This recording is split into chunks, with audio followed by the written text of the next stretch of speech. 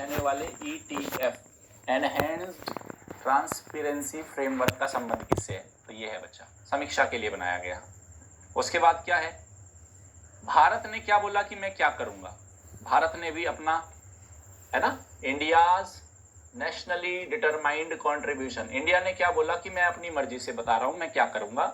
India ने बोला कि मैं ऊर्जा तीव्रता को घटाऊंगा, कि आज हमारी जीडीपी में, है ना, जितना पर यूनिट जीडीपी के उत्पादन में हम जितनी एनर्जी इस्तेमाल कर रहे हैं, हम क्या करेंगे 2030 तक हम 33% से 35% तक कम कर देंगे, पहला टारगेट।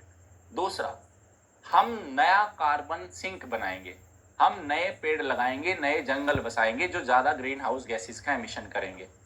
तो 2030 तक 2.5 से 3 बिलियन टन कार्बन डाइऑक्साइड को अतिरिक्त मात्रा में अवशोषित करेगा भारत।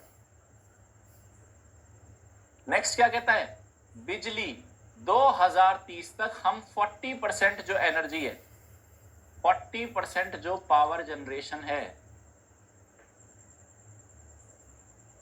ये कहां से करेंगे 2030 तक।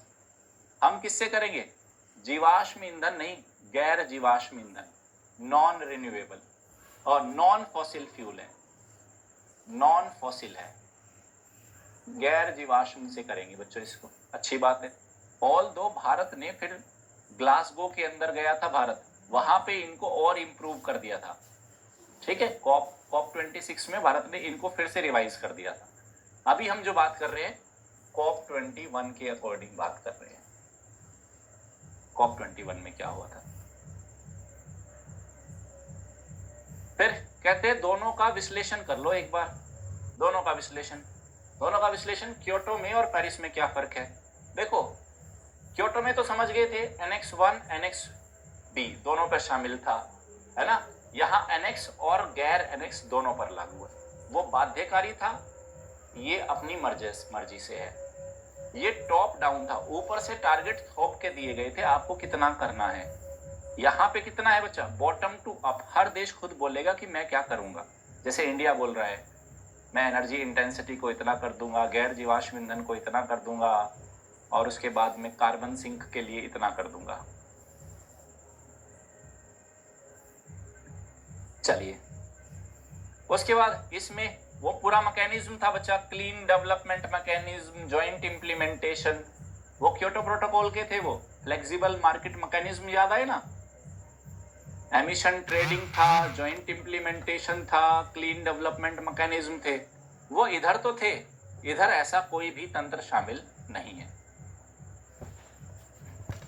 बताओ,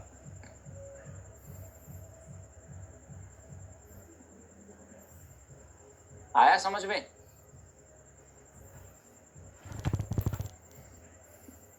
बोलो बच्चों।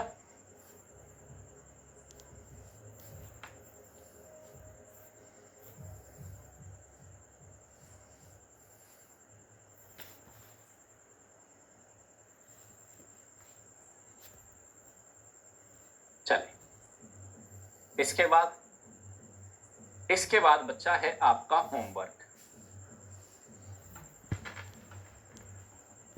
इसके बाद आपको मिल रहा है एक होमवर्क कि कॉप 30, है ना, कॉप 30 जो अभी ब्राजील के अंदर हुआ है बच्चा, बेलम में, ब्राजील के अंदर बेलम में हुआ है, ये आपको करना है।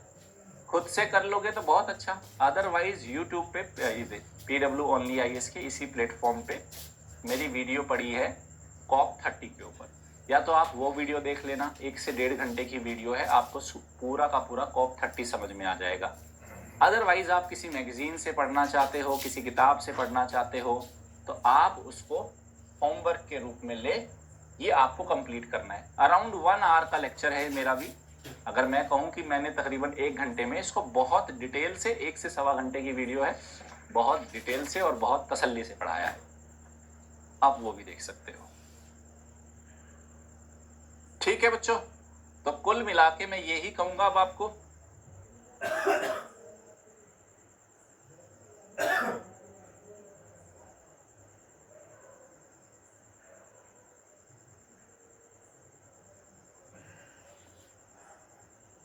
कि हमने एनवायरनमेंट का बिल्कुल जो बेसिक था बच्चों,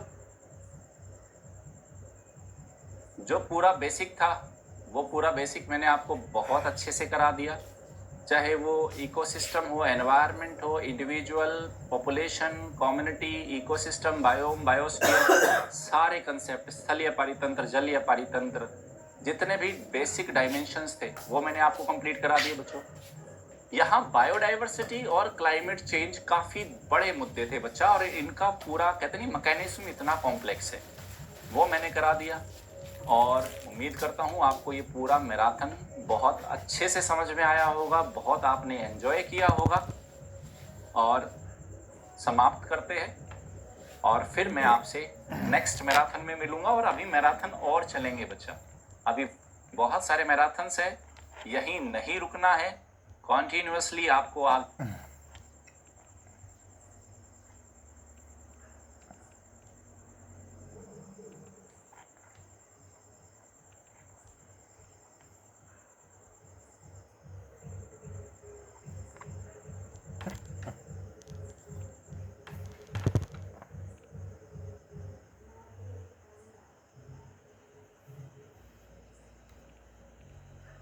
हाँ, तो अभी हम एक छोटा सा ब्रेक लेंगे, क्योंकि मैंने अभी थोड़ा सा कुछ सुबह से खाया भी नहीं बच्चों।